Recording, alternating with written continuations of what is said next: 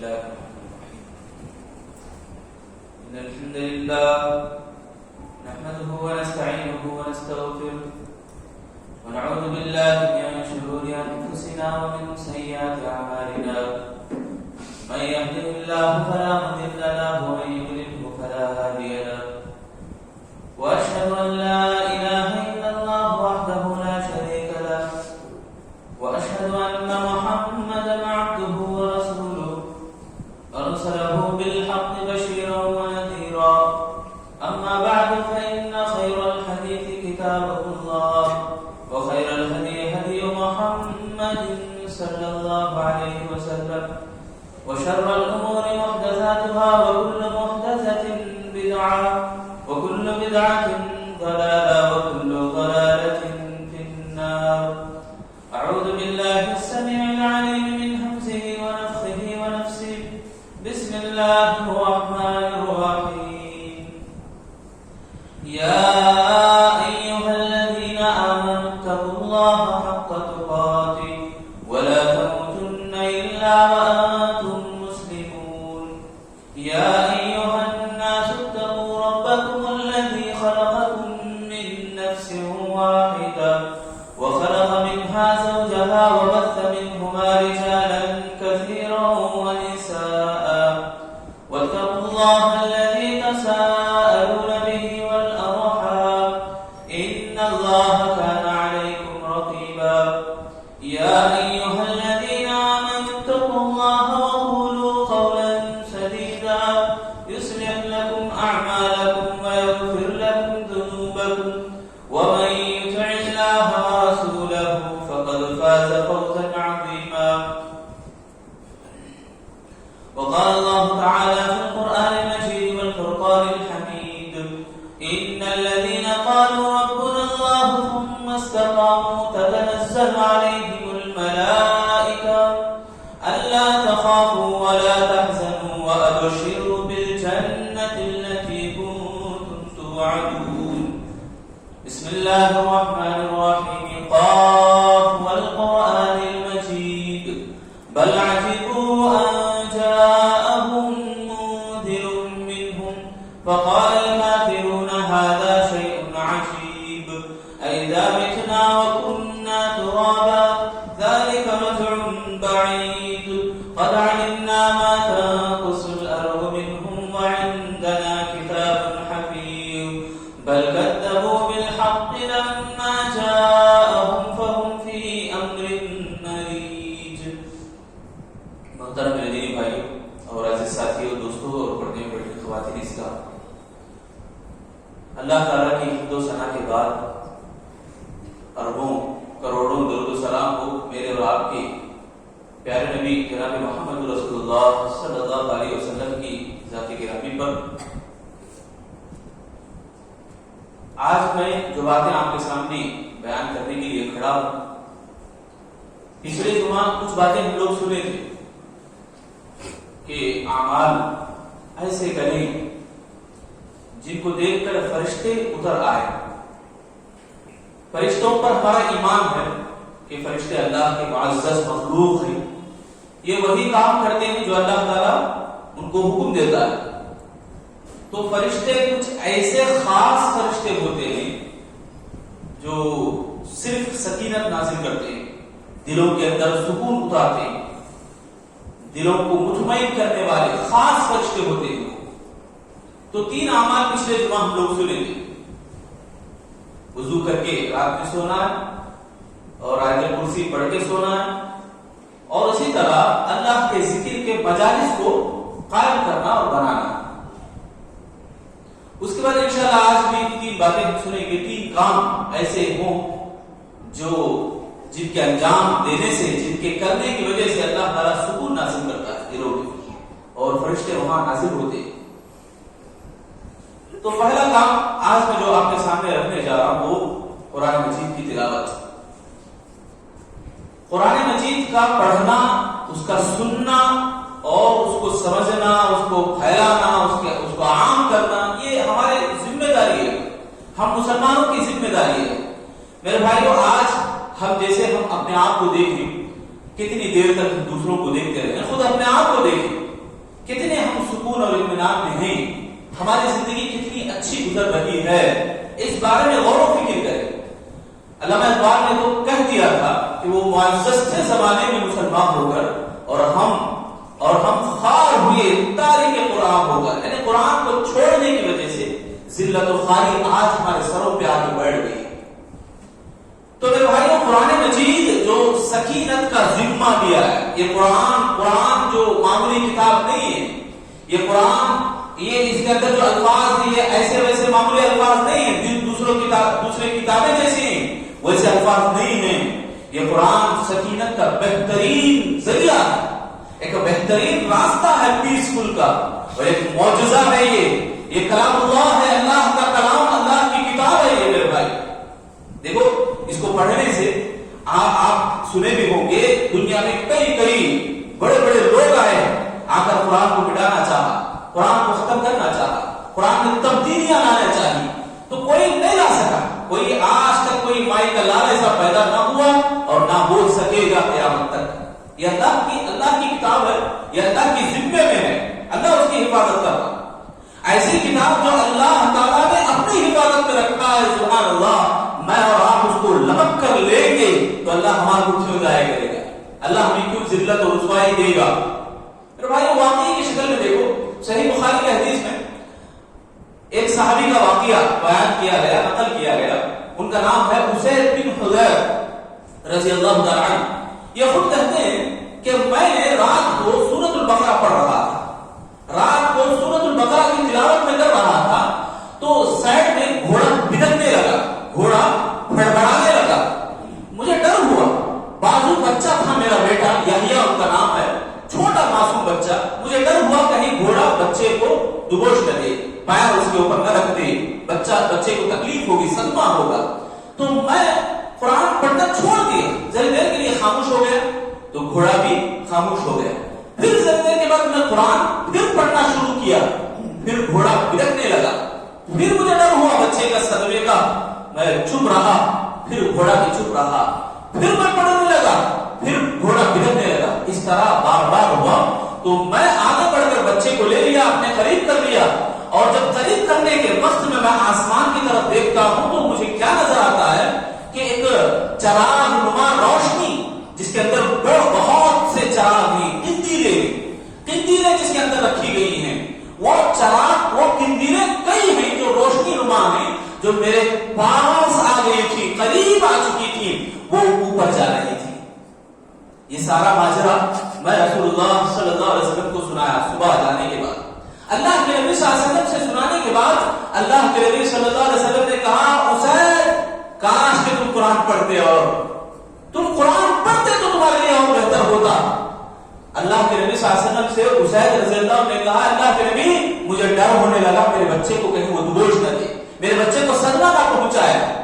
اللہ کے نبی نے کہا، ایسا ہرگز نہیں ہوگا، ایسا ہرگز نہیں ہوتا کہ یہ تلک الملائکہ، یہ فرشتے ہیں، یہ فرشتے ہیں جو تمہارے دنت لصوتک ولو قرأت لأصبحت، اگر تم صبح تک قرآن پڑھتے یہ تمہارے آواز کے بالکل قریب آتے ہیں، بالکل قریب آتے ہیں تمہارے پاس، اور ينظر الناس ولا تتوارى منهم، اور لوگ سب لوگ دیکھ لیتے ان کو۔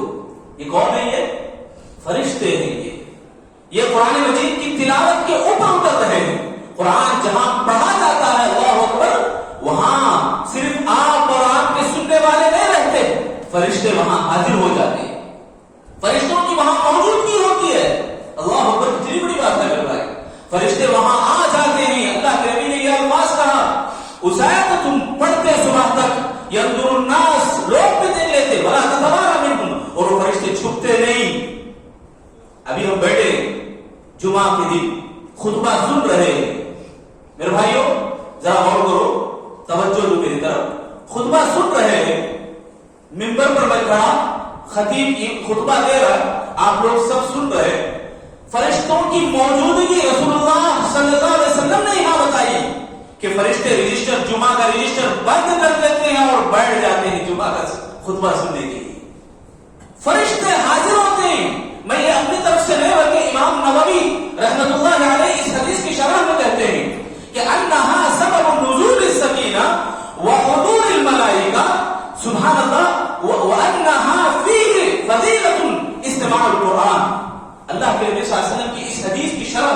امام نبوی رحمۃ اللہ علیہ فرماتے ہیں کہ یہ جو واقعہ پیش آیا اسید بن حضیر رضی اللہ عنہ کے شان میں کہ قرآن جب وہ پڑھتے تھے تو گھوڑا بھی لگنے لگا، ڈر ہوا، دیکھتے ہیں چراغے ہیں، قندیل ہے، رسول اللہ صلی اللہ علیہ وسلم ان قندیلوں کی وضاحت کرتے ہیں کہ وہ چملیاں قندیلیں چراغ نہیں، وہ فرشتے ہیں، سبحان اللہ۔ اور اس کی وضاحت اور اس طرح بھی کرے اللہ کے نبی کہ وہ تم صبح تک پڑھتے تو وہ فرشتوں کو لوگ دیکھ لیتے، فرشتے چھپتے نہیں تھے۔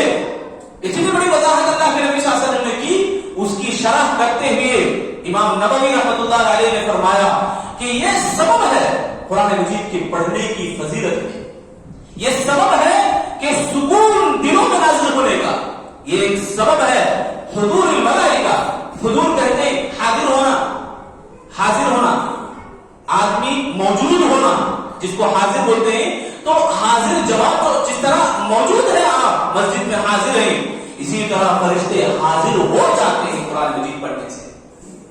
اللہ اکبر، وہ ان کی فضیلت تھی اسید بن حضیر رضی اللہ عنہ کی کہ وہ پڑھتے تھے تو سبحان اللہ بڑی پیاری آواز سے پڑھتے تھے، تو فرشتے جب ظاہر ہوتے تھے تو لوگ ان کو ان کی اصلی حالت میں دیکھتے تھے، یہ مانا ہے وہ چھپتے نہیں تھا۔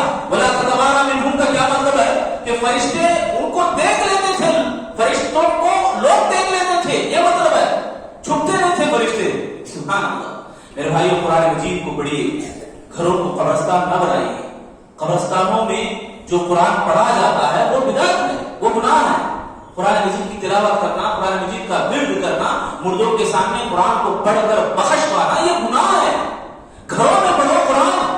اسید بن حضیر کے واقعے سے ایک سبق لو، جاتے ہوئے یہ دل میں ٹھان لو کہ گھر میں قرآن پڑھنے سے سکون آئے گا، میاں بیوی میں جھگڑا نہیں آئے گا انشاءاللہ، لڑائیاں جھگڑے نہیں آئیں گے، بچے سکون سے سنیں گے آپ کی بات، تربیت میں پڑھیں گے آپ کے، خود آپ اور میں جیسا قرآن کو چھوڑے ہوئے ہیں، جس کے سبب یہ ہے کہ آج ہمارے گھر ویران ہو گئے، رہ گئے لوگ مگر بات چیت نہیں ہے، موبائل آگے فتنوں میں مبتلا کر دیا ہے، اپنے اپنے کاموں میں بزی رہ گئے۔ میرے بھائیوں جی لیے ہیں ہم لوگ، کچھ کام ایسے بھی کر کو جیو، کچھ کام ایسے بھی کر کے دکھاؤ کہ ہم مسلمان ہیں، ہم مسلمان مومن ہیں، قرآن پڑھنے والے ہیں ہم لوگ، ذرا پڑھ کے دکھاؤ میرے بھائی۔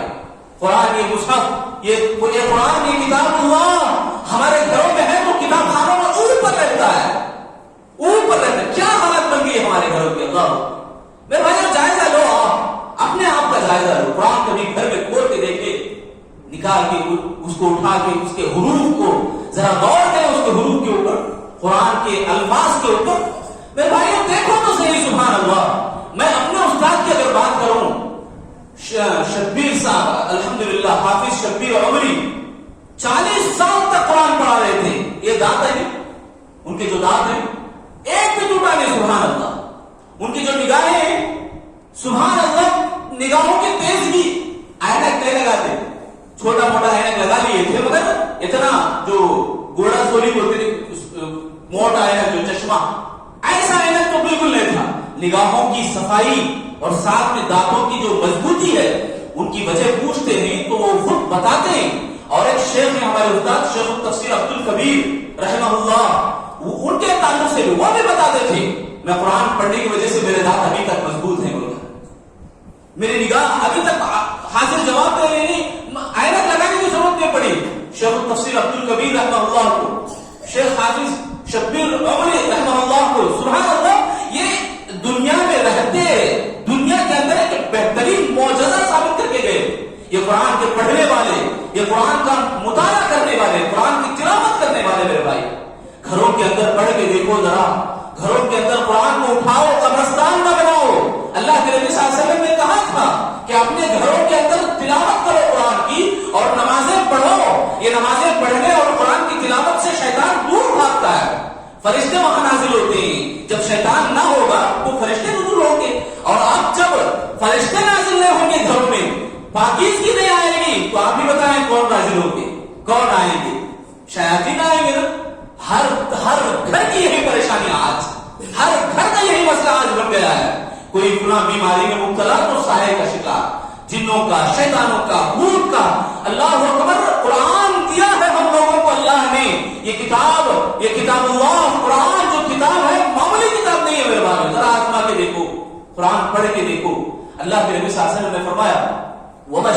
قوم في بيت من بيوت الله يتلون كتاب الله ويتدارسون بينهم إلا نزلت عليهم السكينة وغشيتهم الرحمة وحفتهم الملائكة وذكرهم الله في من عنده ومن بطأ به قوما لم يسرع به نسبه. اللہ کے نبی صلی اللہ علیہ وسلم نے فرمایا کہ جو لوگ جو گروپ جب جمتا ہے، جب ملتے ہیں لوگ، اللہ کا ذکر کرتے ہیں. کیا کرتے ہیں میرے بھائیوں؟ بولو، اللہ کا ذکر کرتے ہیں، قرآن کی تلاوت کرتے ہیں. وَيَتَدَارَسُونَ بَيْنَهُمْ، وہ قرآن کے بارے میں آپس میں ایک دوسرے سے ڈسکس کرتے ہیں.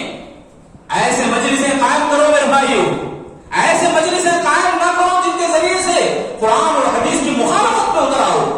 جو گروپ اس طرح ملے کہ قرآن کی تلاوت ہو، اس کا درس ہو، اس کے بارے میں ڈسکس ہو، یہ دونوں باتیں اللہ کے نبی بتانے کے بعد کہتے ہیں کہ ان کے اوپر سبحان اللہ سکینت نازل ہوتی ہے، سکون اطمینان نازل ہوتا ہے ان کے دلوں کے اوپر. اللہ اکبر، کتنی پیاری بات ہے. ان کے دل مطمئن ہوتے ہیں، رحمت ان کو ڈھانپ لیتی ہے. رحمت، اللہ کی رحمت جو ہے ڈھانپ لیتی ہے، ان کو اپنے سائے میں لے لیتی ہے. وحفتهم الملائکہ، فرشتے پروں کو بچھا دیتے ہیں. پچھلے جمعہ میں وضاحت بھی کیا ہوں اس بارے میں، سنے نے میرے بھائی. ہم بیٹھے مسجد کے اوپر، بنڈوں کے اوپر نہیں، بیزار جمعہ میں یہ کیا بولتے جا رہے ہیں، کب باہر جانا، یہ دل میں ہے آپ کو؟ آپ کے نہیں نا میرے بھائی؟ موضوع سمجھ میں آ رہا آپ کو؟ میں جو بول رہا ہوں باتیں سمجھ میں آ رہی ہیں؟ پوچھ لے رہا ہوں آپ سے، جواب دو. سمجھ میں آ رہا؟ بہترین موضوع ہے. باتیں دیکھو یہ ایسی ہیں کہ جمعہ کا خطبہ آپ سن رہے ہیں، بیزارگی سے نہیں بلکہ شوق سے ذرا شوق پیدا کرو. واللہ میں گارنٹی دے دوں، باہر جانے سے پہلے دل آپ کا سکون نہیں ہوا تو میرا گریبان پکڑ لینا. سنو، جو قرآن اور حدیث کی باتیں ہیں اس کو سنو، قرآن اور حدیث کا ڈسکس ہے اس کو کرو. پھر دیکھو اللہ کے نبی نے گارنٹی دی ہے تین باتوں کی، تمہارے اوپر تمہارے دلوں میں سکون نازل ہوگا اور رحمت تمہیں ڈھانپ لے گی. اور ساتھ میں اللہ کے نبی صلی اللہ علیہ وسلم کہتے ہیں فرشتے اپنے پروں کو بچھا دیتے ہیں تمہارے پاس. فرشتوں کے پروں کے اوپر آپ بیٹھے ہیں، معمولی چیز نہیں ہے. اللہ اکبر، معزز مخلوق ہے اللہ کی. وہ فرشتے تمہارے سامنے آئے ہیں اور تمہارے دلوں میں سکون نازل کر رہے ہیں اور رحمت کو پھیلا دے رہے ہیں اور پروں کو بچھا دے رہے ہیں. تو یہ سب کس سے ہو رہا ہے بھائی؟ قرآن مجید کی تلاوت. قرآن کو پڑھنا ہے، قرآن کو پڑھنے سے فرشتے نازل ہوتے ہیں. وہاں پر گھروں میں قرآن کی تلاوت ہونی ہے ہمارے، ورنہ یہ مسلمان کا نام چپ کے رہ جائے گا، بیکار ہو جائے گا میرے بھائی. خدا اللہ کا واسطہ میں دوں گا آپ لوگوں کو، قرآن کی تلاوت کرو، گھروں میں قرآن کھولو، ذرا پڑھنے کی کوشش کرو انشاءاللہ. واقعات بہت ہیں آج ہمارے حالتیں جو ہیں قرآن نہ پڑھنے کی، بے شمار واقعات آپ دیکھتے بھی ہوں گے، سنتے بھی ہوں گے. بہرحال آگے میں بتاؤں گا، آگے چلوں گا. فرشتے جو نازل ہوتے ہیں جن اعمال کی وجہ سے، ان میں سے ایک ہے استقامت.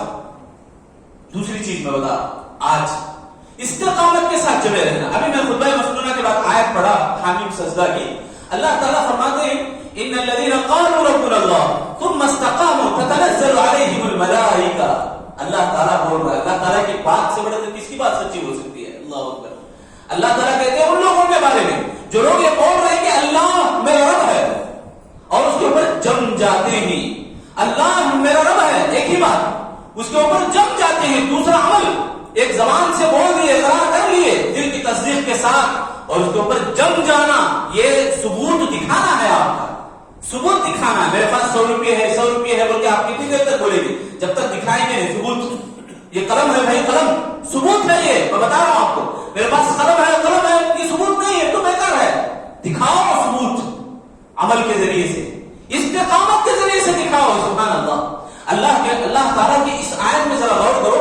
ان الذين قالوا ربنا الله ثم استقاموا تتنزل عليهم الملائکہ. اللہ تعالیٰ کے فرشتے وہاں اتر جاتے ہیں ان کے پاس اور کہتے ہیں ڈرو نہیں، گھبراؤ نہیں، تمہارے لیے خوشخبری ہے، تمہارے لیے خوشخبری ہے. میں آپ کو قرآن کی آیت کی روشنی میں ہی اس کی مثال دوں گا انشاءاللہ. فرشتے کیا بول رہے؟ تم استقامت پر جم جاؤ، استقامت کے اوپر جم جاؤ، استقامت پر رہو قائم دائم، تو تمہارے لیے ڈر نہیں، گھبراہٹ نہیں، خوف نہیں، تمہارے لیے خوشخبری ہے جنت کی. قرآن کی آیت سے میں دلیل دیتا ہوں. سورۃ التحریم کے اندر پڑھو ذرا. اللہ تعالیٰ حضرت آسیہ رضی اللہ تعالی عنہا کا واقعہ بیان کرتا ہے. وہ کہتے ہیں ربی ان ابنی لی بیتن فی الجنتی ونجنی من فرعون وعملہ ونجنی من القوم الظالمین. آسیہ رضی اللہ تعالی عنہا کہ یہ الفاظ یہ بولی ہے. میں بھی آپ کے سامنے آیت پڑھا ہوں سورۃ التحریم آخری 2 آیتیں جس میں ذرا پڑھو. آسیہ رضی اللہ عنہا کون تھی؟ فرعون کی بیوی تھی. معلوم ہے سب کو فرعون کی بیوی تھی.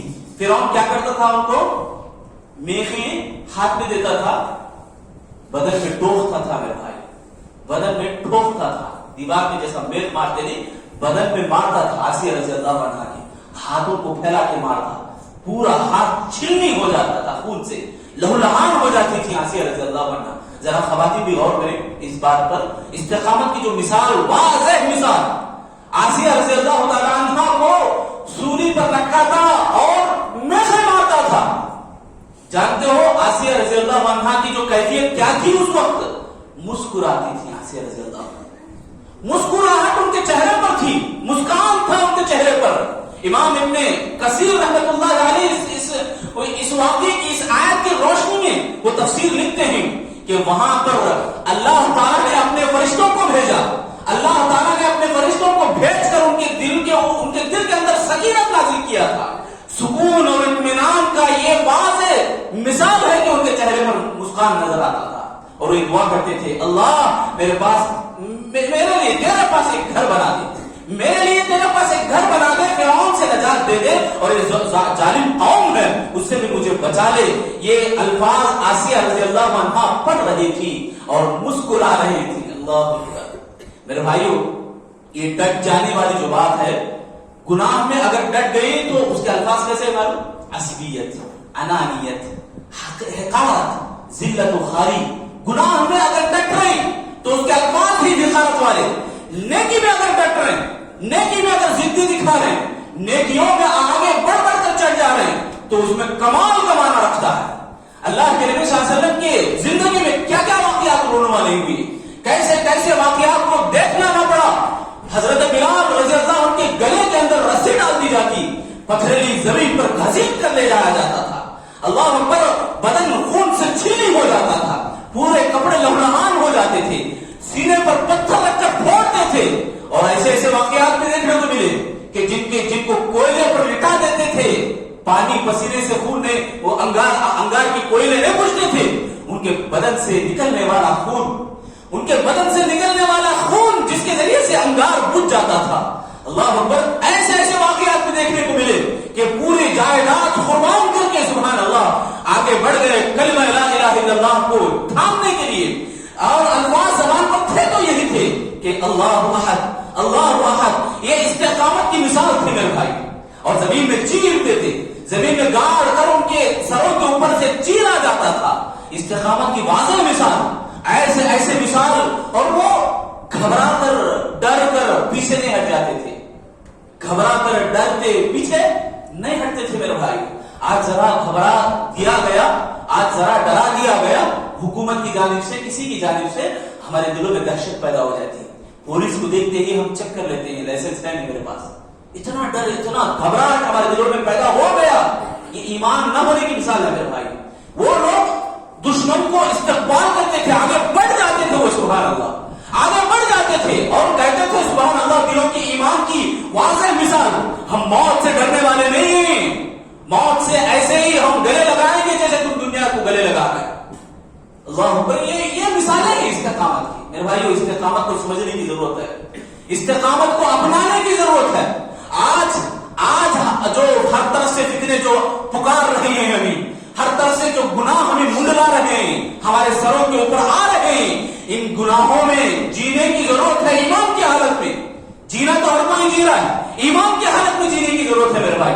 امام شوکانی رحمۃ اللہ علیہ استقامت کا معنی اور مطلب فتح القدیر میں بیان کرتے ہوئے کہتے ہیں کہ استقامت کا معنی یہ خالص عمل اللہ کے لیے کریں, خالص عمل جو بھی کام کریں اللہ کے لیے کریں, اور اطاعت پر جم جائیں, اطاعت الہی کے اوپر, اطاعت رسول کے اوپر اڑ جائیں, ہٹے نہیں. یہی حلال ہے تو حلال, حق ہے تو حق, اسی کے اوپر میں مر مٹوں گا, باطل ہے تو باطل کو باطل ہی کہوں گا میں. یہ ہے استقامت کا معنی اور مطلب. اور دنیا سے اعراض کریں, بے رغبتی دنیا سے, اور آخرت کے اندر رغبت کریں, آخرت کا توشہ باندھنے کی فکر کریں. امام شوکانی رحمۃ اللہ علیہ استقامت کا معنی بیان کر رہے ہیں. تو یہ استقامت ہے میرے بھائیو. استقامت کے موقع پر بھی کیا ہوتا ہے؟ فرشتے نازل ہوتے ہیں. واضح مثال آسیہ رضی اللہ عنہا کی, واضح مثال بلال حبشی رضی اللہ عنہ کی, واضح مثال حضرت خباب بن ارد کی, واضح مثال خبیب رومی کی, صہیب رومی رضی اللہ عنہ کی. کتنی مثالیں بیان کروں گے. ایسے ایسے واقعات ہیں. استقامت کے اوپر وہ مسکرا رہے تھے اور فرشتوں کے نزول وہاں ہو رہا تھا, فرشتوں کی حاضری وہاں ہو رہی تھی میرے بھائی. تو یہ چیز ہے استقامت. تیسری بات, آخری بات انشاءاللہ آج کی, ایک قدر والی رات جس میں فرشتے خاص نازل ہوتے ہیں, خاص فرشتے. انا انزلنا, پڑھو میرے بھائی, انا انزلنا فی لیلۃ القدر. سب کو یاد ہو گیا الحمدللہ لیلۃ القدر والی رات. رمضان آتا ہے تو سبحان اللہ سب کو یاد ہو جاتی ہے سورت. اور ایک خاص بات میں بتانے چاہوں گا آپ لوگوں کو. صحابہ کا جو معمول تھا میرے بھائیو, 6 مہینے رمضان کے آنے سے پہلے انتظار کرتے تھے. رمضان آنے والا ہے, اللہ ہمیں آنے والے رمضان میں داخل کرتے. یہ دعا نہیں ہے کہ جو عام طور پر فیس بک میں, واٹس ایپ میں جو پھیلائی جا رہی, وہ دعا نہیں ہے, وہ دعا ضعیف ہے. البتہ ہم اپنے دعا کریں, ہاتھ اٹھائیں اللہ سے, یہ کہیں اللہ مجھے آنے والے رمضان میں بھیج دے, زندہ رکھ مجھے, آنے والے رمضان کی عبادتوں کو مجھے توفیق دے, ان عبادتوں کو میں کروں. یہ دعا ہم کریں. رمضان جانے کے 6 مہینے تک دعا کرتے تھے اللہ جو کچھ کیا ہوں میں رمضان میں اس کو قبول فرما. یہ معمول تھا, یہ حدیث ہے باقاعدہ. میں آپ سے کہوں گا اگر شوق اب تک نہیں آیا تو پیدا کرنے کی کوشش کریں انشاءاللہ. لیلۃ القدر والی جو سورت ہے, انا انزلنا فی لیلۃ القدر وما ادراک ما لیلۃ القدر لیلۃ القدر خیر من الف شہر. یہ 3 آیتیں, تینوں آیتوں میں صرف لیلۃ القدر کی اہمیت کی بات اللہ تعالیٰ کر رہا ہے. لیلۃ القدر بولے تو آپ کو کیا کرنا, آپ کیا جانتے ہیں لیلۃ القدر کے بارے میں؟ اللہ تعالیٰ ایسے پوچھ رہا ہے جو جھنجھوڑنے والی بات ہے. لیلۃ القدر کی اتنی بڑی سبحان اللہ قدر اور اہمیت اللہ تعالیٰ نے اس سورت میں بتایا. تنزل الملائکۃ والروح فیہا بإذن ربہم من کل امر سلام ہی حتی مطلع الفجر, جس کے اندر کئی ہزار فرشتے, اور اس کے اندر ایک رات کے اندر عبادت کرنے سے 1000 مہینوں کی عبادت سبحان اللہ اس سے بھی بھاری پڑ جائے. ایک رات کی عبادت اتنی زیادہ ہے کہ 1000 مہینوں سے بھی زیادہ اور افضل ہے. اور اس میں سلامتی رکھی گئی ہے فرشتے اور روح الملائکہ جس کو کہتے ہیں جبرائیل علیہ السلام کو, یہ سب نازل ہوتے ہیں. اسی لیے امام شوکانی رحمۃ اللہ علیہ اس سورت کی تفسیر میں لیلۃ القدر کی جو بات قدر والی رات کیوں کہا گیا, قدر کا معنی ایک تنگ ہے, لأن الارض تضيق من الملائکہ, یعنی فرشتوں کا اتنا جھنڈ, اتنا لشکر نازل ہوتا ہے زمین میں کہ زمین تنگ ہو جاتی ہے, سکڑ جاتی ہے, زمین میں تنگی ہوتی ہے چلنے کے لیے فرشتوں کے نازل ہونے کی وجہ سے. یہ فرشتوں کی بات میں بول رہا ہوں. تو فرشتے اس وقت اس رات میں اتنے نازل ہو جاتے ہیں. تو سبحان اللہ اس رات کی شان میں جو اللہ کے نبی صلی اللہ علیہ وسلم نے جو حدیث بتائی, من قام ایمانا واحتسابا غفر له ما تقدم من ذنبه, جو آدمی لیلۃ القدر کو قیام کرتا ہے احتساب کے ساتھ, ایمان کے ساتھ, تو اللہ تعالیٰ اس کے پچھلے گناہ معاف کر دیتے ہیں. بہرحال یہ 3 باتیں تھی میرے بھائی جو کچھ میں آپ کے سامنے رکھنے کی کوشش کیا ہوں. ان کا خلاصہ یہی ہے کہ ہم جو جی رہے ہیں, جو ہمارا جینا ہے, بہت سارے شوق, بہت ساری ارمانیں, بہت ساری لذتیں ہم حاصل کرنے کی کوشش کرتے ہیں اور بہت مزہ ڈھونڈنے کی کوشش کرتے ہیں. یہ سب کام بدمزہ ہو جائیں گے جب تک قرآن اور اللہ کی بات ان کے اندر نہ آئے, قرآن اور حدیث کے اوپر عمل نہ ہو جائے.